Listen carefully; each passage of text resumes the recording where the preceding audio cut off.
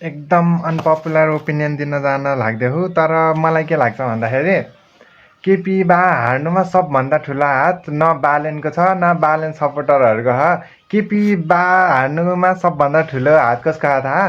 केपी बाको सपोर्टरहरूको। यति मजा मजाको सपोर्टरहरू पार्टीमा भरेर राख्नुभएको थियो नि केपी बाले। भोट माग्न जाने बेलामा नि यो काटेर फालिदिन्छु त्यो काटेर फालिदिन्छु, मलाई भोट दिएन भने तिमीहरूको घरमा बम हालिदिन्छु, तिमीहरूको रक्सीको सप्लाई बन्द गराइदिन्छु, यसरी भोट मागेपछि तिमीहरूलाई कसले भोट दिन्छ कि यस्तो तरिकाले भोट मागिरहेको थिएँ। त्यहाँ केपी बाको सपोर्टरहरूले केपी बासँग भोट मागेन, केपी बाको नेगेटिभ पिआर मात्र गरे जस्तो लागिरहेको थियो। यसरी मागेपछि भोटरहरूलाई नि के भोट हाल्न मन लाग्दो? मैले जेन्युनली भनौँ भने मैले घन्टीलाई भोट हालेको होइन, मैले किन लुकाउने? मैले घन्टीलाई भोट हालेको किनकि मलाई त्यस्तो बालेनलाई जितेको हेर्न मन त्यस्तो केही पनि छैन। म एन्टी बालेन टाइपको मान्छे हो।